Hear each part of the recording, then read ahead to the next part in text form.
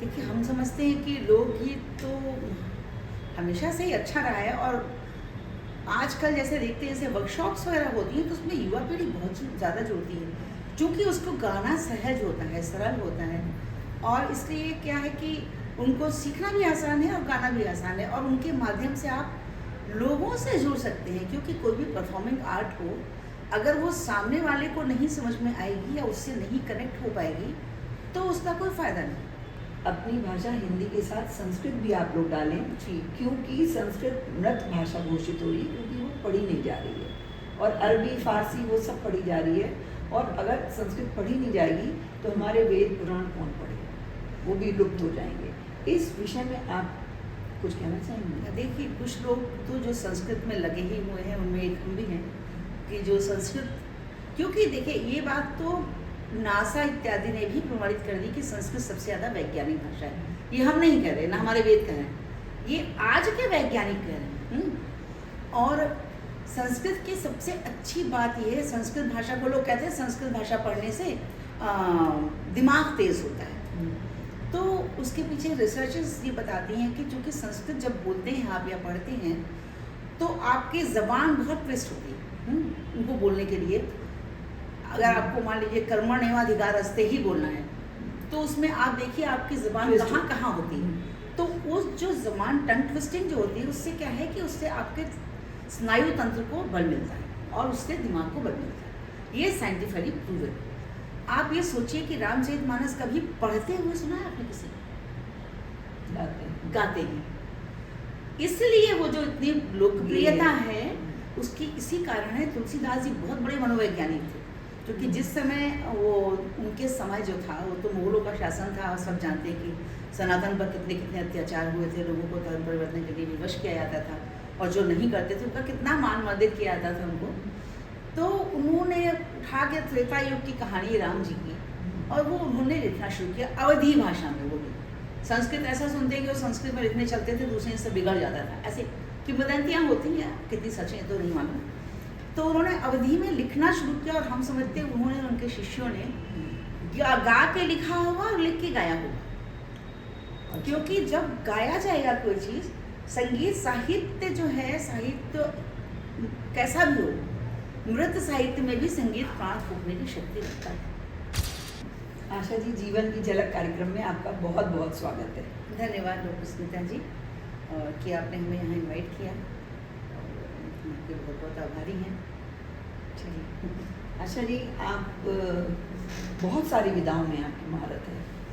आपने बैंक में 33 वर्षों तक जॉब किया है, आपने संगीत में बहुत महारत हासिल किया, संगीत की कई विधाओं में गाती हैं, और इसके साथ ही साथ आप संस्कृत में भी गाती हैं, और संस्कृत में भी आपका योगदान है, और इस सब के अलावा आप गीता की भी कक्षाएँ चलाती हैं। तो इतनी सारी विधाओं में आपकी महारत एक बड़ी, आपकी व्यक्तित्व को बहुत बड़ा बनाती है। के बारे में हमारे दर्शक भी बहुत कुछ जानने के लिए उत्सुक हैं, तो हम अपने दर्शकों के माध्यम से ये जानना चाहते हैं कि आपने अपना जो संगीत का सफ़र है वो कहाँ से शुरू किया, और इसकी प्रेरणा को कहाँ से मिली?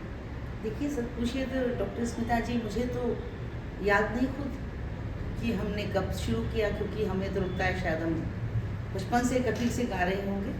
घर में कभी वैसे संगीत का माहौल ऐसा सच नहीं था। घर में जो माहौल था वो पढ़ाई का था, सिर्फ और सिर्फ पढ़ाई। संगीत कहीं से आ गया मेरे साथ में, तो बस फिर गाने लगे, और फिर लोग घर वालों को अच्छा लगने लगा।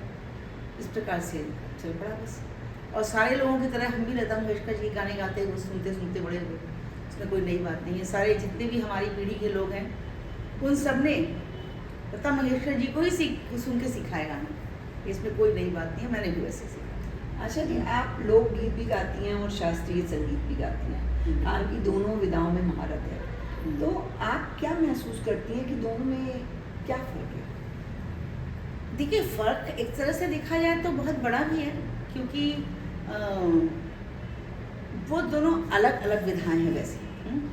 लोक है, शास्त्र। मेरा ऐसा मानना है, और मेरी गुरु प्रोफेसर कमला श्रीवास्तव का कहना था कि हर चीज़ जो है लोक संगीत से ही शास्त्रीय संगीत उत्पन्न हुआ है। क्योंकि कोई भी चीज़ जो होती है पहले लोक में आती है, पहले वो व्यवहार में आती है, शास्त्र बाद में बनता है हमेशा। तो लोक संगीत में उन्होंने बल्कि इस चीज़ को सिद्ध भी किया था कि किस किस लोकगीत से कौन कौन से रागों की उत्पत्ति हम समझ सकते हैं, ऐसे हुई होगी। बहुत सारे लोकगीत हैं जिनसे कि ऐसा माना जा सकता है कि वो उनसे जैसे राग भैरवी उससे उत्पन्न हुआ, इस तरह से। और दोनों अलग अलग विधाएँ हैं, लेकिन ये वही है कि देखिए जब हम लोग के यहाँ आपको पता है कि कितने सारे इन्वेशंस हुए थे, और एक समय था कि जब संगीत को दबा दिया गया था, साहित्य को दबा दिया गया था, साहित्य की अपने विश्वविद्यालय की सारी पुस्तकें जला दी गई थी, और उसमें जो शासक हुआ करते थे औरंगजेब वगैरह, उनका नाम तो क्या ही लिया जाए। तो जो अगर संगीत बचा तो वो लोक में ही बचा, लोक में वो चीज़ रही, क्योंकि वो लोक मानस से नहीं निकाल सके ना संगीत को, उसी ने फिर से जीवित किया संगीत को दोबारा से, ऐसा मेरा मानना। आशा जी, हम ये जानना चाहेंगे कि लोकगीत जो है वो आज के युग में किस पायदान पे है, किस जगह पे है, और युवा पीढ़ी जो है इसमें कितनी रुचि ले रही है? देखिए हम समझते हैं कि लोकगीत तो हमेशा से ही अच्छा रहा है, और आजकल जैसे देखते हैं जैसे वर्कशॉप्स वगैरह होती हैं तो उसमें युवा पीढ़ी बहुत ज़्यादा जुड़ती है, क्योंकि उसको गाना सहज होता है, सरल होता है, और इसलिए क्या है कि उनको सीखना भी आसान है और गाना भी आसान है, और उनके माध्यम से आप लोगों से जुड़ सकते हैं। क्योंकि कोई भी परफॉर्मिंग आर्ट हो, अगर वो सामने वाले को नहीं समझ में आएगी या उससे नहीं कनेक्ट हो पाएगी तो उसका कोई फ़ायदा नहीं। तो लोकगीत से अच्छे से कनेक्ट हो सकते हैं, है ना। आप लोकगीतों से, इवन जो हमने संस्कृत के गीतों का कार्यक्रम किया था उसमें भी हमने लोकगीत लिए थे कुछ 2-3, जब यूनिवर्सिटी जहाँ की पुस्तकालय में खोज रहे थे संस्कृत संस्थान के गीत, तो संस्कृत के गीत, तो उसमें कुछ गीत लिए थे हमने जो कि प्रॉपर थे, मतलब संस्कृत के अच्छा साहित्य था। लेकिन फिर वही लगा हमें कि अगर हम भाषा भी नहीं हुई, क्योंकि संस्कृत में उन लोग गाते नहीं हैं, और संगीत भी नया हुआ, तो लोगों से, श्रोताओं से कनेक्ट कैसे होंगे। इसलिए उसमें भी हमने एक डॉक्टर नम्रता हैं, बहुत विदुषी हैं, संस्कृत की बहुत बड़ी विदुषी हैं, तो उनसे मैंने रिक्वेस्ट की कि आप जरा दीजिए इसमें हमें संस्कृत के लोकगीत दिए, तो उन्होंने हमें लोकगीत दिए। अच्छा। तो उसमें 8 गानों में 3 गाने वैसे थे जो कि ऐसे थे, बाकी 5 लोकगीत थे। अच्छा। उसमें होली थी, विवाह गीत था, कजरियाँ, हाँ कजरियाँ अच्छा। थी, और तो इसलिए वो कार्यक्रम अच्छा लगा, लोग उससे जुड़ सके, क्योंकि कुछ तो जुड़ाव होना चाहिए ना, भाषा का नहीं तो संगीत का होना चाहिए, तो उससे लोग जुड़ सके। तो आशा जी, आप संस्कृत की कोई एक कजरी सुनाओ मैं आपको, जो आपको संस्कृत में अच्छा लगे वो एक सुनाइए। ठीक है। तो एक हमारे दर्शक जरूर सुनना चाहेंगे, क्योंकि हम्म। संस्कृत में लोकगीत ये एक बहुत नई और नहीं, बात बहुत है, अच्छी चीज़ जो है। लोगों ने नहीं सुनी होगी। ठीक है, हम आपको सुनाते हैं। एक डॉक्टर नम्रता की ही लिखी हुई कजरी है ये। ये दरअसल बनारस में जो कजरियाँ गाई जाती हैं उसी धुन पर है कजरी, उन्होंने लिखी है। ये कजरी आशा जी होती क्या है? कजरी मतलब काला, जब काले काले बादल आते हैं वर्षा ऋतु में, इसीलिए इसका नाम कजरी पड़ा है, क्योंकि वर्षा ऋतु में गाया जाने वाला गीत है। अब आजकल तो वर्षा ऋतु चली रही है, तो इस समय इसीलिए कजरी गाई जाती है, इस चौमासे में विशेष रूप से। सावन में तो गाते ही हैं, लेकिन जो चातुर्मास होता है, जो अभी एकादशी से शुरू हुआ है, तो चातुर्मास में अमूमन सावन भादो तो गाते ही गाते हैं, कुछ लोग उसको आगे भी अच्छे आगे देते हैं। जब तक बारिश होती है, उसका संबंध सीधे बारिश से, वर्षा से। तो हम गाते हैं कजरी। श्रावण मासे यमुना तीरे, हाँ श्रावण मासे यमुना तीरे, डोलती राधा कुंज बने, श्रावण मासे यमुना तीरे, एह कदम्ब शाखासु लंबते, शुचिदोला संदानम, इह कदम्ब शाखासु लंबते, शुचिदोला संदानम, तत्र राजते मुग्धा राधा, तत्र साजते मुग्धा राधा दोला संचलने श्रावण मासे यमुना तीरे। बहुत इसका मतलब समझ में आया? जी जी बिल्कुल आया आया। संस्कृत हमने भी बीए तक पढ़ी है। नहीं, हमने सोचा यही समझ में आया तो उसका अर्थ हम बताएं। हमने पढ़ी है, लेकिन आप हमारे दर्शकों को चाहें तो हम बता सकते हैं। हाँ, तो ये है श्रावण मासी, मतलब श्रावण के महीने में यमुना तीरे, यमुना के किनारे दौलती राधा कुंजवने, कुंजवन में राधा झूला झूले। और ये कदम्ब शाखा सुलंबते, मतलब कदम्ब की शाखाएं लंबी लंबी, उसमें लंबा वाला झूला बड़ा हुआ है जिसमें कि शुचि दोला संदान, मतलब जो कि पवित्र झूला है वो पड़ा हुआ है, और उसमें मुग्धा राधा, मतलब स्वयं मुग्धा राधा उसमें बैठी है, और वो दोला मतलब झूला आगे चल रहा है। बस बहुत सुंदर, बहुत ही बढ़िया। आशा जी, आप जो है जैसे बैंक में नौकरी करती थी, मामा, तो बैंक में गुणा भाग घटाना जोड़ना, है ना, यही होता है जहाँ तक हमें लगता है। बिल्कुल बहुत कुछ होता है। उसके अलावा भी संगीत में गुणा भाग आप कैसे शुरू कर दिया आपने, और इन दोनों गुणा भाग आपने आपस में कैसे जोड़ा? नहीं, देखिए बात ये है कि जब जिस समय हमारी पढ़ाई ख़त्म हुई तो ये हुआ कि भाई हमारे यहाँ तो मम्मी भी जॉब करती थी, हमारे यहाँ तो एक चलन था कि आपको अपने पैरों पर खड़े होना। तो उन दिनों हमने एकेडमी कंपटीशन में टॉप किया था, तो थोड़ा पेपर वेपर में नाम हम छप गया था, इंटरव्यू वगैरह कुछ छप गए थे, तो लोग जान गए थे थोड़ा। तो एक एकेडमी में वैकेंसी निकली म्यूज़िक सर्वेयर की, एक केंद्रीय विद्यालय में वैकेंसी निकली थी क्या कहते हैं म्यूज़िक टीचर की। तो मेरे भाई ने, एक कज़न ने कहा कि भाई तुमको म्यूज़िक में तो सब जितने भी लोग होते हैं नॉर्मली थोड़े ही होते हैं, बोले ये सब तुमको लगभग जानते ही होंगे, तो इसमें तो तुम्हारा हो ही जाएगा। किसी ऐसे में बैठो जिसमें बाकी लोग बैठते हैं, जनता बैठती है आमतौर पर। तो मैंने कहा दादा आप बैंक में बैठ रहे हैं? बोले मैं तो बैंक में बैठ रहा हूँ। तो हमने अपनी अम्मा से कहा कि ऐसा है कि अम्मा हमारा भी फॉर्म भर दीजिए, देखते हैं। तो फॉर्म उन्होंने भर दिया, और इत्तेफाक की बात थी, इसे कहते हैं डेस्टिनी, कि हम एकेडमी भी गए, केंद्रीय विद्यालय में कुछ समय तक रहे, मतलब लगभग एक सेशन, और फिर केनरा बैंक में हम आ गए।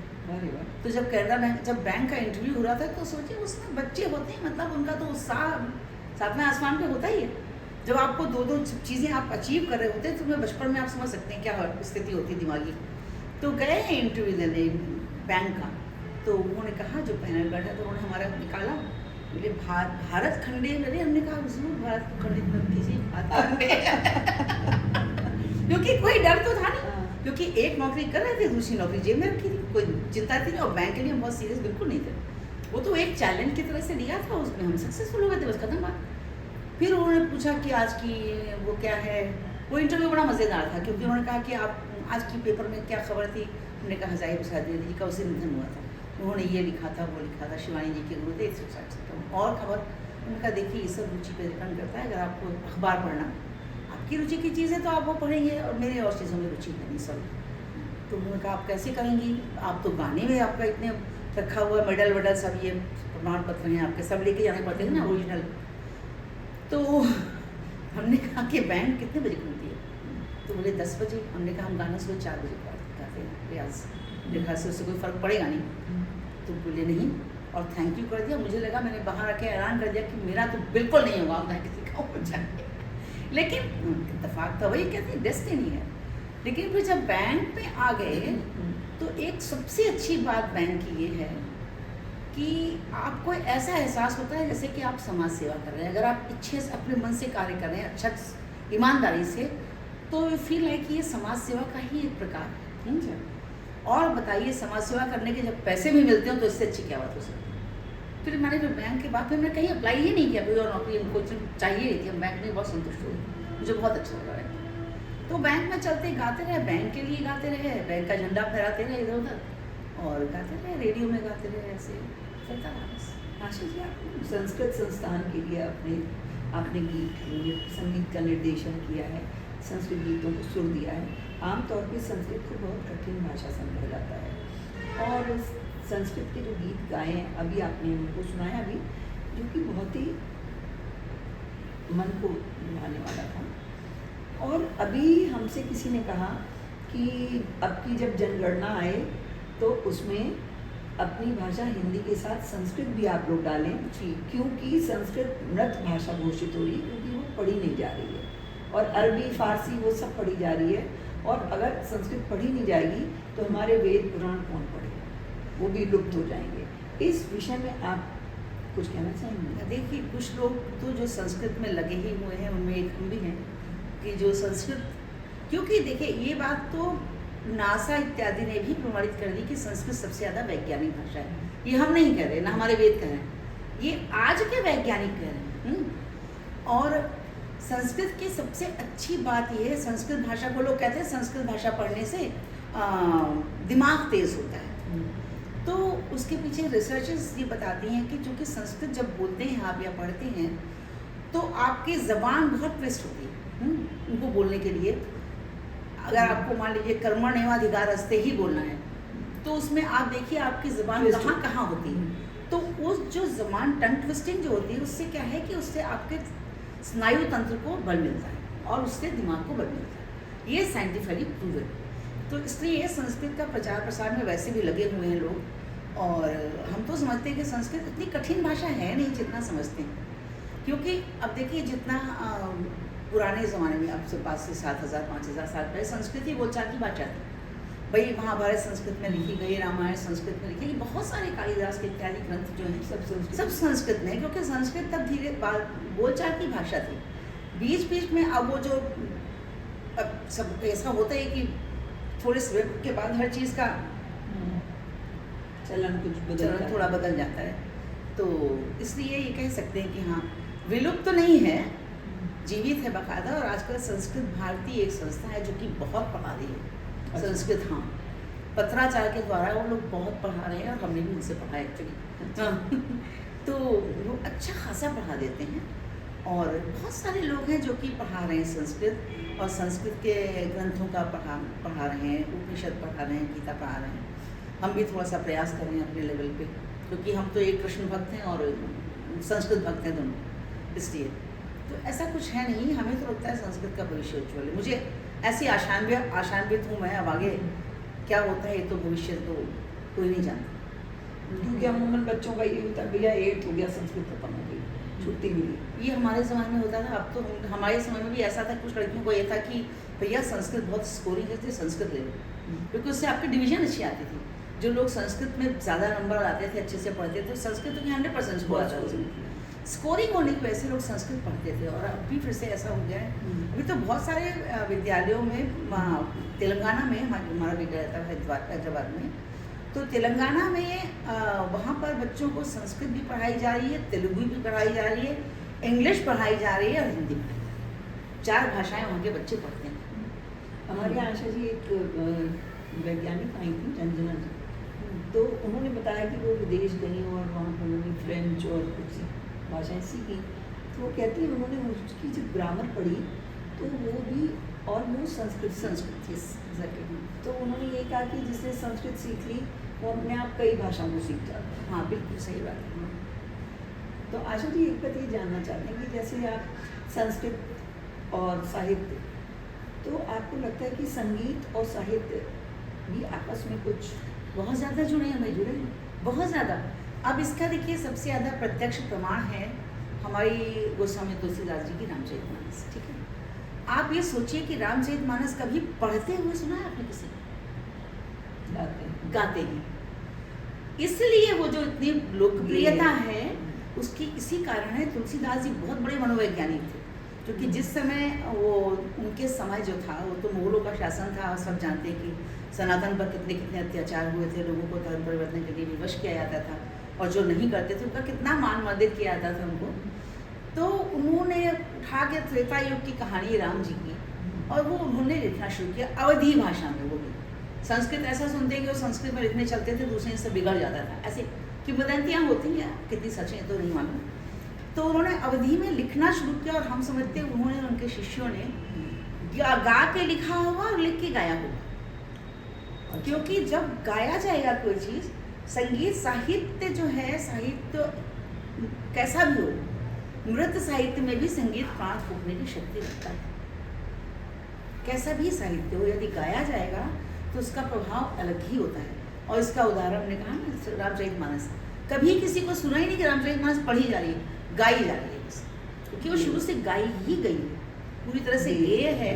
और इसीलिए देखिए उसमें जब उन्होंने लिखना शुरू किया, गाना शुरू किया उन्होंने और उनके शिष्यों ने, तो वो इतनी मशहूर हो गई, मतलब लोगों को, सबको, हिंदुओं में एक तरह से सबको अपने अपने राम दिखने लगे उसमें। और इस प्रकार से जहाँ, अब सोचिए, जहाँ पर राम दिखेंगे तो वो तो मंदिर ही हो गया। इसीलिए वो इकलौती पुस्तक है जो सबसे अधिक मंदिरों में पाई जाती है, घर के मंदिरों में। देखा नहीं आपने जी, घर के मंदिरों में लाल कपड़े में लपेट के बहुत इज्जत के साथ रखी जाती है, कि इसको जमीन पर रखी जाती थी भी, लेकिन उसको हम लोग भी बहुत दिन तक नहीं उठा पाए, क्योंकि डर लगता था। बड़े उसके नियम कानून थे कि नहा के और ऐसे छूना है, छूइएगा भी मत, छू गए तो पाप लगेगा, इस तरह का। मतलब सोचिए एक साहित्य को इतनी प्रतिष्ठा प्राप्त हो गई, उसके पीछे कारण यही था कि वो साहित्य और संगीत का संयोग था। अगर वो गाते नहीं, सिर्फ लिखते, तो शायद इतनी प्रॉब्लम नहीं हो सकती।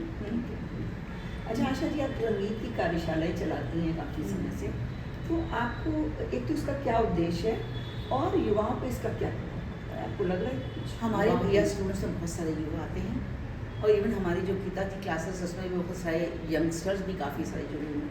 और वो मुझे बहुत अच्छा लगता है जब यंगस्टर्स पूछते हैं कोई सवाल गीता से संबंधित कुछ भी। और अभी एक ही नहीं, आप मैम संधियाँ भी पढ़ा दीजिए, थोड़ी व्याकरण भी पढ़ा दीजिए, इस तरह से। तो हमें लगता है कि बहुत ज़्यादा रुचि है लोगों में, ऐसा नहीं है। कार्यशालाएं करते हैं, तो चूँकि कार्यशालाएं तो एक नियमित, एक मतलब नियत समय के लिए होती है, 1 हफ्ते की हुई, तो उसमें ऑनलाइन ही ज़्यादा होती है। 6 दिन ऑनलाइन हुई और 2 दिन ऑफलाइन करके इंस्ट्रूमेंट के साथ में प्रैक्टिस कर ली, फिर जाके उसका प्रेजेंटेशन किसी हॉल में कहीं पर हो गया, ऑडिटोरियम में। तो उसमें एक तो लोगों को सीखने को बहुत सारा मिल जाता है थोड़े से पीरियड में, और फीस भी थोड़ी होती है उनकी। उसके कंपैरेटिवली किसी अलग म्यूजिशियन से सीखने जाएंगे तो उनको फीस ज़्यादा देनी पड़ेगी। तो कार्यशालाएं, एक तो उसमें बहुत सारी चीज़ें सस्ती और सुलभ, समझिए एक तरीके से, जो सीखने वाले हैं वो बहुत सारी चीज़ें सीख लेते हैं। अच्छा, तो इसलिए, और वो सफल होती है हमेशा। अभी भी हम लोग करने वाले हैं, तुलसी जयंती है नहीं करते जी, तो उसकी भी एक कार्यशाला होनी भी लोक संस्कृति शोध संस्थान के उसमें, तो वो भी होगी अभी, उसका तुलसी जयंती में उसका प्रदर्शन होगा, सुनिएगा। अच्छा, आप श्रीमद् भगवद गीता की भी कक्षाएं चलाती हैं, तो क्या आपको लगता है कि आपकी इन कक्षाओं से समाज के ऊपर कोई प्रभाव पड़ रहा है, लोगों में कोई बदलाव आ रहा है, लोगों ने उसको समझना शुरू किया है? बहुत समझते हैं, देखिए लोग बाग इतना समझते हैं। और हमारे साथ में जो महिलाएं और जो पुरुष जुड़े हुए हैं, एक हम आपको बताएं, एक सज्जन थी गुड़गांव के हैं, वो जुड़े थे। उन्होंने हमसे कहा कि मुझे, लास्ट ईयर की बात है, अभी तो खैर उनकी कहीं जॉब वगैरह लग गई अच्छी, तो उन्होंने कहा कि मैं बहुत डिप्रेशन में हूँ आशी, और मैं चाहता हूँ कि मैं आपकी गीता, हमने उनको जोड़ लिया गीता दिन में। थोड़े दिन बाद उनका मैसेज आया कि, हमने कहा कैसे हैं, आपका डिप्रेशन कैसा है? वो नहीं, मैं अभी बहुत सुकून में हूँ, मुझे बहुत शांति मिलती है। और रेगुलर आते थे वो क्लासेस में। फिर उनका कहीं जॉब कहीं अच्छी जगह लग गई, वो थोड़े परेशान थे ज़िंदगी से, तो उन्होंने कहा कि अब हमने कहा तो आपको क्या लगता है कि आप गीता पढ़ रहे हैं, तो इससे आपको क्या, मतलब आपको क्या लगता है कि आपको कुछ परिवर्तन हुआ? बोले हाँ, मेरा गुस्सा बंद हो गया। अच्छा, मुझे गुस्सा नहीं आता, मैं हर चीज़ को बहुत पहले 2-3 बार सोचता हूँ और उसको ऐसे ही सॉर्ट आउट करने की कोशिश करता हूँ, तो और हंसने की कोशिश करता हूँ ज़्यादा। अच्छा, तो मैंने कहा मतलब ये तो फिर गीता जी का कमाल है। वो नहीं, हमने मेरा क्या है, जो भगवान कराते हैं वही हम लोग को ही, हम लोग क्या कराते हैं, कुछ कर रही हैं। हमको गीता ऐसी चीज़ तो समझना ही बड़ा मुश्किल है, समझना मुश्किल, समझाना मुश्किल, और उसको लोगों को ग्रहण करना और मुश्किल। लेकिन अगर उसको लोग ग्रहण कर रहे हैं और अपने व्यवहार में उतार रहे हैं, तो ये हम समझते हैं कि ये भगवान के कार्यों की सफलता है, गीता की सफलता है। और गीता तो वैसे ही बहुत विश्व प्रसिद्ध है। आशा जी, आप इतने सारे काम करती हैं इतने अलग अलग क्षेत्रों में, तो इतने सारे क्षेत्रों में इतनी ऊर्जा के साथ काम करने के लिए आप अपने जोश और लगन को कैसे बनाए रखते हैं? क्योंकि मुश्किल होता है, हम खूब सारा हंसते हैं, अब हम गीता का पाठ कर रहे हैं। नहीं तो देखिए, हमारी दिनचर्या शुरू हो जाती है सुबह से। कुछ हमारे स्टूडेंट्स हैं बाहर के, तो जब उनका शाम हो रही होती है तो हमारी सुबह हो रही होती है, भोर, तो उनकी क्लासेस होती हैं आदि, तो सुबह ही गाने से, ओमकार से होती है। तो जो एक बहुत अच्छी बताएं आपको गुर, वो ये है कि यदि आप सुबह उठ के यूं ही नहाने वहाने की कोई आवश्यकता नहीं, ऐसा नहीं थोड़ी फॉर्मेलिटी भगवान जी के साथ में। केवल यूं ही अगर ओमकार का जप करेंगे 5 मिनट तक, केवल ओम आंखें बंद करके, मतलब स्पाइन सीधी करके, उसका एक वही जैसा भगवान ने गीता में बताया कि आपके मेरुदंड सीधा होना चाहिए इत्यादि। तो आप अगर कोई भी हो 2-3 मिनट से 5 मिनट तक भी यदि सिर्फ ओम का उच्चारण कर लेगा तो उसका दिमाग बहुत अच्छा दुरुस्त रहेगा और दिन भर उसको बहुत एनर्जी रहेगी। अच्छा, ये सचमुच ऐसा होता है, ये मतलब क्योंकि हम करते हैं, हमें मालूम है। तो ये जो गीता का आप क्लास लेती हैं ऑफलाइन, तो ऑनलाइन, हाँ ऑनलाइन लेती हैं, तो उसमें क्या प्रोसीजर होता है? आप कहाँ कैसे शुरू करती हैं, कितने नहीं, देखिए, करती हैं? हम ये करते हैं, एक क्लास आपकी कितनी देर की होती है? हमारी क्लास होती है 30 मिनट से 35-40 मिनट तक, और उसके एक बार तो पूरा हम कर चुके हैं, पूरे 18 अध्याय। तो हम उसके लिए थोड़ा होमवर्क, या ज़्यादा होमवर्क करते हैं अच्छा खासा। तो हम सारे जो श्लोक, जैसे हमने आज सोच लिया कि हमें 5 श्लोक आज हमको बताने, पढ़ाते क्या है समझिए, चर्चा करते हैं, उसे पढ़ाने की संज्ञा नहीं दे सकते, क्योंकि हम भी उस दौरान पढ़ रहे होते हैं दरअसल, क्योंकि वो इतनी गूढ़ है कि उसको आप कितनी बार भी पढ़ेंगे तो लगता है कभी और कुछ जानना बाकी है। तो हम बाकायदा वो 5 श्लोकों को लिखेंगे, उनका पदच्छेद लिखेंगे, उनका अन्वय लिखेंगे, उनका हिंदी अर्थ लिखेंगे, पूरा लंबा चौड़ा 2-3 पन्ने का। फिर उसको हम छाप देते हैं ग्रुप में, पोस्ट कर देते हैं। अच्छा, तो उसमें कुछ लोग ऐसे हैं जो कि वो सारे नोट्स लिखते हैं अपनी डायरी में बाकायदा।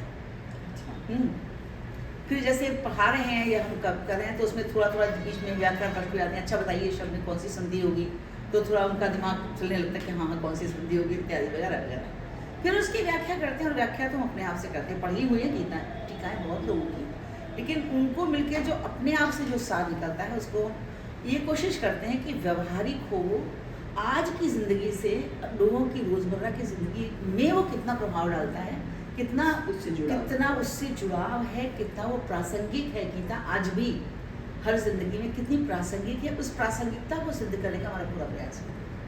अच्छा, मतलब केवल एक बार प्रवचन नहीं होता, प्रवचन तो बिल्कुल नहीं होता। समूह से और कौन लोग जुड़ सकते हैं और कैसे कैसे जुड़ सकते हैं? नहीं, जुड़ सकते हैं, हमारा नंबर दे दिए, हमें बोलेंगे, हम जोड़ देंगे, उसमें क्या। अच्छा, जो भी जुड़ना हाँ, जो चाहता है, जुड़ना चाहे हमारा नंबर जुड़ हम सकता जोड़ है। देंगे, कोई पाबंदी नहीं है उसमें, कोई है की पाबंदी इसमें कोई नहीं। अरे गीता भगवान जी का, देखिए गीता जो है वो दरअसल मेरा मानना है कि वो यात्रा है एक अच्छी सी, विषाद से प्रसाद की। अर्जुन के विषाद से शुरू होती, भगवान के प्रसाद पे खत्म होती, तो वो पूरी यात्रा है विषाद से प्रसाद की। तो किसको प्रसाद नहीं अच्छा लगता, प्रसाद तो बांटते रहना चाहिए मेरे मन। तो आशा जी, एक बात ये कि आपने बहुत बड़े बड़े गुरुओं से सीखा है, तो जाहिर सी बात है कि आपने शिष्य और गुरु परंपरा को निभाया होगा। हाँ, बिल्कुल, बिल्कुल। और अब आपके भी बहुत से शिष्य हैं, तो क्या आपको लगता है कि ये नई पीढ़ी के जो शिष्य हैं वो भी अपनी गुरु शिष्य परंपरा को उसी गंभीरता से लेते हैं? बिल्कुल। हमारे जैसे दादा सिंदूर जी हैं उस्ताद जी, तो उन्होंने बकायदा गंडाबंद शिष्य हैं उनके। अच्छा, तो हम गंडाबंद तो हमें कोई बांधना नहीं आता, लेकिन हमारे जो स्टूडेंट्स हैं वो अभी भी बहुत मतलब बड़ी इज्जत करते हैं वो, और वो इज्जत ही करनी बहुत बड़ी बात है। कितना निभा पाएंगे ये तो ईश्वर ही जाने, क्योंकि जीवन इतना संघर्ष देता है लोगों को कि कब किस वक्त लोग संगीत से छूट जाए, कितना निभा पाएंगे ये हम नहीं कह सकते। आज के युवा पीढ़ी को, हमारा एक स्टूडेंट बहुत अच्छा था, बहुत अच्छा गाता था, उसका बाद में इंजीनियरिंग में हो गया, वो इंजीनियर LNT में है शायद, वो कहीं बाहर है, गाता है अभी भी वो, लेकिन ये कि अब ये ज़िंदगी किसको किस मोड़ पे ले जाएगी ये कोई नहीं जानता। जब लोग जितना सीखना चाहते हैं, जितना सीख सकते हैं, सीख लेते हैं उसमें। आशा जी, आज जबकि बच्चे पॉप और रैप गा रहे हैं, तो उन बच्चों को आप क्लासिक और लोकगीत सिखाने की जो मुहिम चला रही हैं या संस्कृत पढ़ाने की मुहिम चला रही हैं, वो कितनी सार्थक है? देखिए, हमें तो लगता है सार्थक है। संस्कृत सीखने तो खुद ही लोग आते हैं, संस्कृत के लिए हमें किसी को बताना नहीं पड़ता। संस्कृत या गीता के लिए लोग खुद ही आ जाते हैं अपने आप। संगीत के लिए भी आते हैं, अपने आप से आते हैं, और जितने साल रह सकें, जितने साल सीख सकें, जितना हमारे पास है हम दे रखते हैं, क्योंकि ये चीज़ लेके ऊपर तो बांध के जाएंगे नहीं ना, यहीं बांट के जाना सबसे अच्छा है। जितना आपके पास है, जितना बांटेंगे उतना बढ़ता है, तो ये तो बांटने की चीज़ है, तो हम बांट देते हैं। अब उसका वो क्या करेंगे ये उनका होगा, हमने अपना काम कर दिया, कर्म करते हैं अपना, बस कर्मण्येवाधिकार से। आशा जी, जो आपको क्या लगता है कि संगीत समाज में बदलाव ला सकता है, और ऐसा कोई क्षण आपके जीवन का जब आपने कोई कार्यक्रम किया हो या कहीं गाया हो, वो आपको इतना याद हो कि आप उसे भूल ही नहीं पाई हो, और जब उसे याद आ जाता हो तो आप भावुक हो जाते हैं। हाँ हाँ, सचमुच में ऐसा हुआ है एक बार। लेकिन वो दरअसल कार्यक्रम में नहीं हुआ था, कार्यक्रम के बाद। वो कार्यक्रम चल रहा था, हम लोगों का कार्यक्रम हुआ था हमारा, तो हम लोग निपुण कर रहे थे, उसके कर चुके थे बल्कि। तो एक कार्यक्रम हुआ, उसमें बहुत तारीफ निकली अखबार में हमारी। तो माँ बहुत खुश हो गई, मेरी माँ बहुत खुश, पेपर की कटिंग लेके गुरुजी के पास गई। वो गुरुजी की शिक्षा मैं आज तक नहीं भूल पाई, क्योंकि गुरुजी के पास पहुँचे, अमन का देखिए भाई बिटिया का इतना नाम वाम हुआ है, पेपर में निकला है, फोटो वोटो छपी है, तमाम बड़ा मानते थे उस समय। तो गुरुजी का ऐसा है कि ये जो है ये सब डस्टबिन में डाल दीजिए। अम्मा को बड़ा दुख हुआ कि डस्टबिन में क्यों डाल दें। बोले अगर आपको ज़्यादा शौक है तो इनसे छुपा लीजिए। मैं गुरुजी क्यों हमसे छुपा लें? बोले क्योंकि अगर तुमने इसको माथा पे चढ़ा लिया ना, वो बनारस के थे ना, कहते माथा पे चढ़ेला ना तो तुम्हारा माथा बिगड़ जाएगा। मतलब कहने लगे, उनका ये था कि इसको पाना आसान है, संभालना मुश्किल है। अगर आपकी प्रसिद्धि आपको मिल रही है तो उसको अगर आपको संभालना है तो उसको आपको पहले उसको माथे पे नहीं चढ़ाना। ये बात ऐसी दिमाग में बैठी है कि मतलब अभी भी लगता है कि क्या आता है, कुछ आता ही नहीं। कुछ भी कहीं भी किसी भी मंच पे गा लीजिए, कितना भी कोई करे, लेकिन हमको जब अपनी ओर से सोचते हैं तो लगता है गुरुजी से। वैसे इतनी सारी बातों के बीच में कि आप संगीत है, संस्कृत है, बैंक है, गीता है, उसके साथ साथ एक और आपका छुपा हुआ टैलेंट है, आप कविताएं भी लिखती हैं और हमने आपकी सुनी भी है, और आप बहुत ही सुंदर कविता लिखती हैं। तो थोड़ा हम थोड़ा चाहिए कोशिश कर अगर रहे हैं। आपको याद हो तो क्या आप अपनी एक कविता सुनाना चाहेंगे? देखिए बहुत कोशिश सुंदर कविता हमने सुनी थी आपकी। वो आपने कौन सी रजाई वाली सुनी शायद? अभी मैं आपको राम पे कविता लिखी थी, मैं देख के बताती हूँ, थोड़ा सा पूरी नहीं याद मुझे। कोई बात गाते मतलब कविता तो कभी कभी हो जाती है, करते वैसे नहीं है वैसे, लेकिन ठीक है हम आपको सुनाएंगे ज़रूर। ये कविता राम पर है कि जब, जैसे रामचरितमानस में लिखा है कि जब उनको वनवास हुआ तो उन्होंने कहा अपनी माँ से, कौशल्या से कि दादी मोहि कानन राजू, तो मुझे वन का राज दिया है, अयोध्या तो छोटी जगह। तो ये उस वन के राजा पर ये कविता है मेरी छोटी सी, और हम आप जानती हैं हम गाते हैं तो कविता हम गाएंगे। हाँ बिल्कुल, स्वागत है आपका। मैं विस्मित हूँ, नतमस्तक हूँ, मैं विस्मित हूँ, नतमस्तक हूँ, वन के राजा राम, ओ वन के राजा राम। मैं विस्मित हूँ, नतमस्तक हूँ, जब पिता ने वन का राज दिया, तुम सहज रहे, निर्द्वंद्व रहे। जब पिता ने वन का राज दिया, तुम सहज रहे, निर्द्वंद्व रहे। अपनी भार्यार अनुज संग चल पड़े राज करने वन में। कैसे समझी तुमने भाषा उन वानर रीछ भालुओं की, कैसे संवाद किया होगा बिन भाषा जाने नयन की। मैं विस्मित हूँ, नतमस्तक हूँ, ओ वन के राजा राम। राजा का धर्म यही होता, समझे पीड़ा वो प्रजा की। राजा का धर्म यही होता, समझे पीड़ा वो प्रजा की। राजा का कर्म यही होता, चिंता हर ले वो प्रजा थी।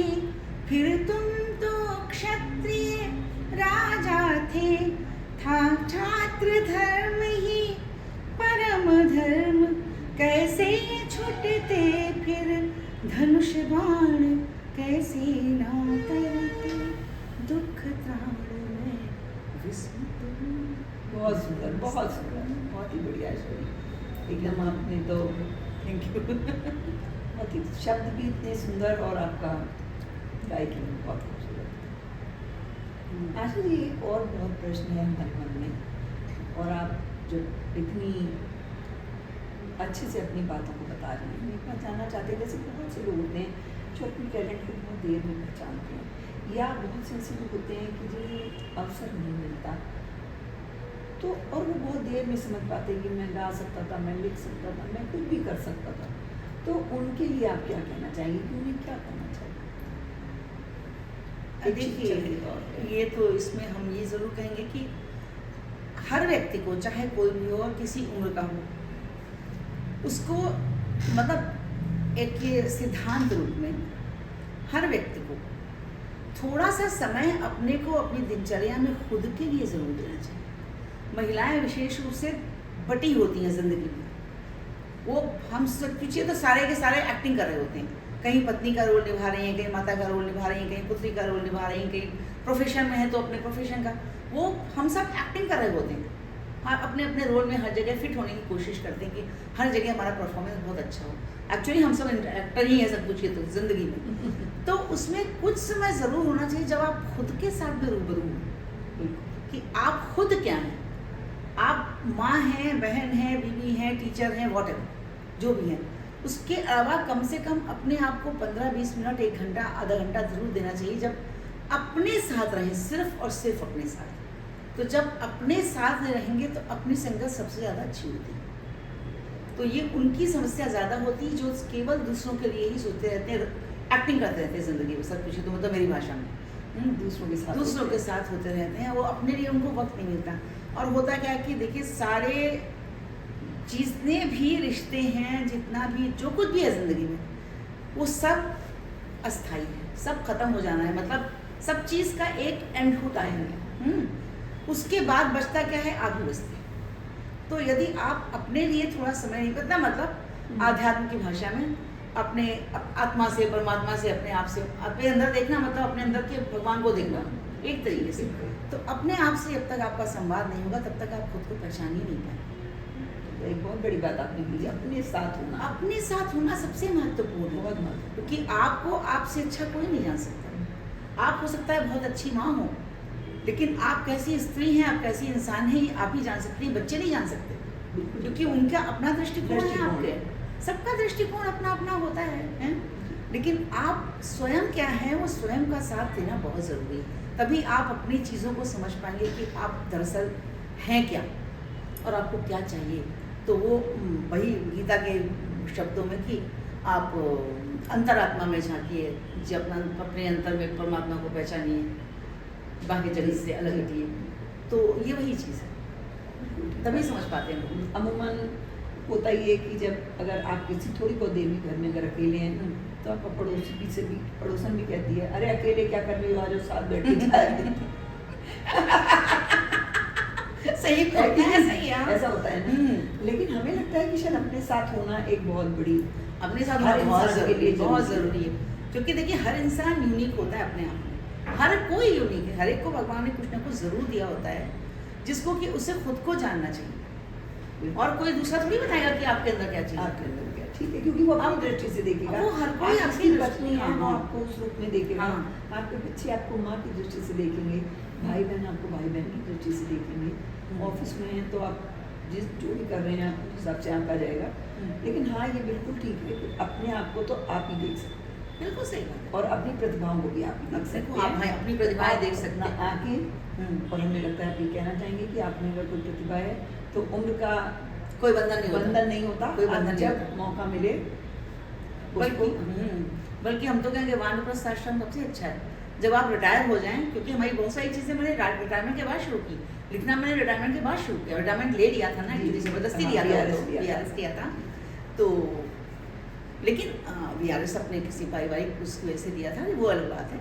लेकिन ये कि जब आप वानप्रस्थ में हो तो वानप्रस्थ को ज़रूर सार्थक होना चाहिए, वरना ऐसा नहीं होना चाहिए कि आप बैठी हैं माता जी घर में तो बहुओं की टिक टिक देख, मतलब आप ज्वाइंट फैमिली में आपको कोई चीज़ बुरी लग रही है, अब आपके हिसाब से कुछ नहीं हो रहा। देखिए जनरेशन गैप होता है तो जनरेशन गैप ना भी हो, आपके अपने एज के भी बीच हो, हो। फिर ये बात है कि हर उम्र की अपनी जिम्मेदारियां होती हैं। बिल्कुल। तो उस उम्र में बच्चे, बहुएं, बेटी, दामाद वो अपनी जिम्मेदारियां पूरी कर रहे होते हैं। और उस समय हम जो जिनकी उम्र बढ़ गई है वो खाली हैं, तो ऐसा नहीं हो सकता कि वो पूरा टाइम आपको दें। तो आपको खुद अपने लिए अपना समय अपने का लिए अपना निर्धारण समय, करना हाँ, चाहिए। समय का निर्धारण करना पड़ेगा और अपने आप को जितना व्यस्त रखेंगे, जितना मस्त रहेंगे, व्यस्त रहें, मस्त रहें, स्वस्थ रहें। बिल्कुल, बस बहुत ज़रूरी है। आशा जी एक बात ये जानना चाहते हैं, जो आपका हमारे दर्शक भी ये बात जानना चाहते हैं, क्योंकि उन्होंने भी हमको ऐसा वो किया कि आप जो संगीत के क्षेत्र में हैं वो आपका कैरियर है या सिर्फ साधना? मेरे हिसाब से तो भाई साधना ही है। हमने हमेशा साधना ही की है, क्योंकि जब हमेशा से गाते रहे हैं, भाई रोटी तो हमको बैंक बढ़िया दे रहा था ना, क्या ज़रूरत है? करियर के तौर पे देखिए, अगर आपने उसको, क्योंकि उस तरह से जाएंगे तो एक अलग तरह की वो प्रतियोगिता है। जितनी भी परफॉर्मिंग आर्ट्स हैं उनका फील्ड एक अलग है। हम नहीं कहते कि जिनका करियर है वो बुरा है, बुरा नहीं है बिल्कुल, लेकिन ये कि हमें कभी ऐसा लगा नहीं। करियर इन वे कह सकते हैं कि चूँकि हम पढ़ाते हैं, but it's not a career actually. तो ये है कि वो हम तो हमारे लिए साधना है, क्योंकि हम सुबह सुबह संगीत साधना करते हैं। मेरे लिए साधना ही है और कुछ नहीं। हाँ, जिसको चाहिए होता है उसे हम बांट देते हैं। ये तो बड़ी अच्छी बात है। बस जिससे चाहिए उसे हम दे देते जितना हैं। है जो है वो जो है, जिसको जो देना ग्रहण, ही अच्छा है। जिसका जितनी पात्रता है वो ग्रहण कर लेता है। हम तो अपनी ओर से पूरा देते हैं। अब जिसके पास कटोरी होगी तो उसे उस पात्र में ही तो लेगा, अपनी पात्र के हिसाब से चीज़ें नहीं दे देता है। बस वही बात सुंदर है। बात है, बहुत बढ़िया बात थी। और आशा जी आप हमारे कार्यक्रम में आई, इतना समय दिया और हमारे हर प्रश्न का आपने बहुत ही अच्छे से जवाब दिया, और हमें लगता है कि हमारे दर्शक आपकी बातों से काफ़ी प्रभावित होंगे और बार बार आपको सुनना चाहेंगे। नमस्कार। धन्यवाद। नमस्कार।